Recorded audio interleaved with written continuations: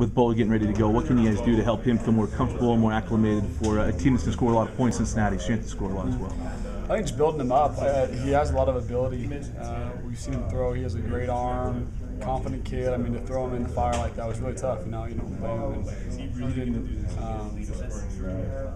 didn't do anything that made us go, no, here comes another loss. Here comes another bad game. It's one of those things where he's just young, and I sent him a text last night, just building him up, and little things like that will keep him going. And I'm sure Tana will be as healthy as he could be for this game.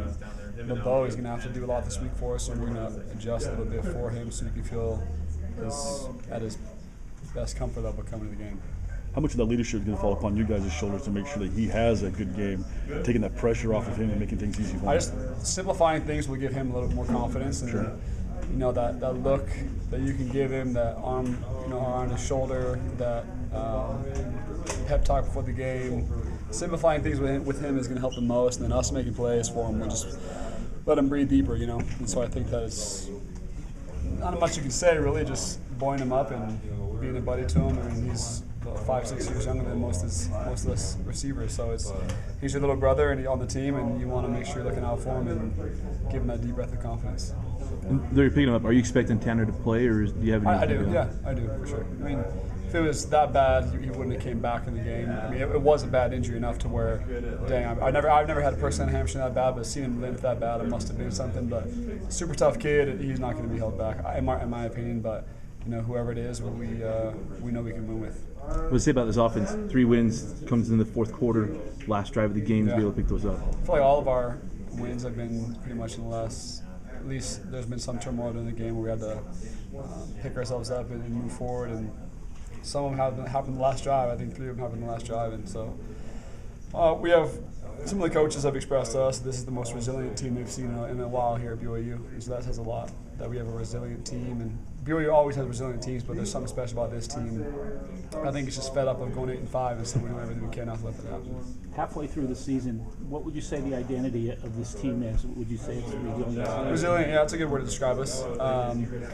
We just have a great culture on the team, and it's just one of those things where last year we get down 2 touchdowns, 14-0. That usually was just check up a loss. Does that make sense? And so this year it's 14-0. Well, let's go 28. And so it's the type of guys we have to battle back, and if we can win on a Hail Mary, we can win on that second drive, we can win on extreme performances from guys. I think it's just resilience that really comes down to, and the culture that we've established in the offseason.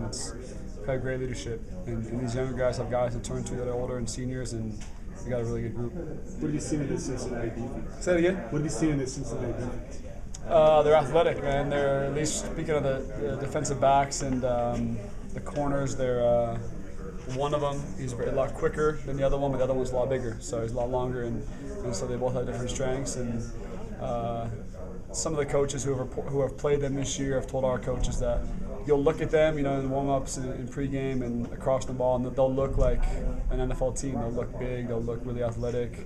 They wear black, they'll look sharp, and they'll look good. And the team we played this last week was really athletic and really good too. So it's something we haven't seen, and but they'll be big, they'll be long, they'll be tall, and they're a good team.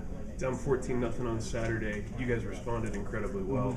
But moving forward, is that a good wake-up call, being punched that hard in the mouth in your own house, that you really just have to have your guard up right out of the gate?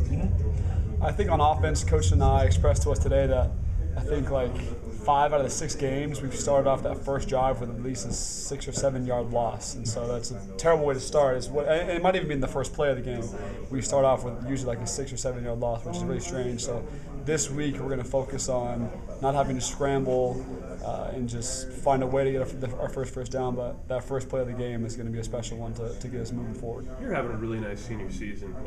Obviously, you're the kind of kid that's never going to be satisfied, but you've caught touchdown passes in almost every game. How are you enjoying the progress and your season thus far? Yeah, I mean, you think of a magical season, you think of 3,000 yards, 50 touchdowns. I mean, you just think of everything, but there's ups and downs. Your quarterback goes down the first game, and so you have to transition, you have to change your game, you have to stay alive for the scramble for the quarterback to see you, and so things change. Obviously, we're spreading the ball around. Lots of guys are getting catches, and I've been used as a good red zone threat to get in the end zone, and it's been fun. Scoring the ball is a lot of fun, but nothing's more enjoyable than winning, obviously.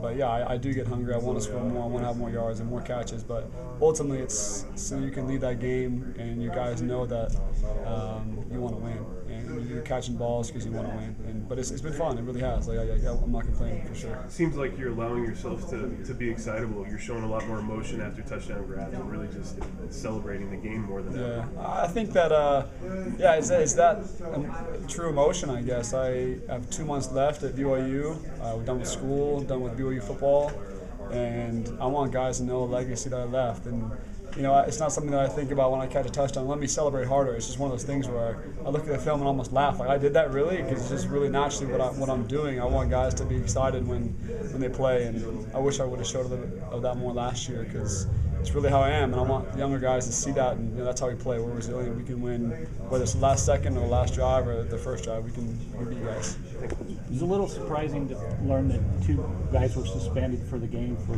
team discipline. Yeah. How's the locker room doing? Is it still together? Are you guys still tied? Yeah. It seems kind of odd that midway through the season you get guys suspended. Yeah.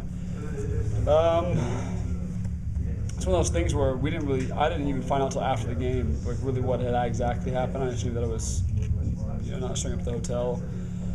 Still don't know really the details, but those guys are good players. We need them to play, and so it's one of those things where they almost punish themselves by maybe being embarrassed or looking up to the older guys, and it's kind of that like, crap, I won't do that again. That was embarrassing of me. So it's not really what we can do coming down on them because that's not going to help it at all, right? I think it's just they know they did, and it was not smart of them, but they're good players. We need them, and we'll take them back any second. The second, they apologize and they're sorry about it, and they already have. So it's one of those things where you forgive them, and we need them to play.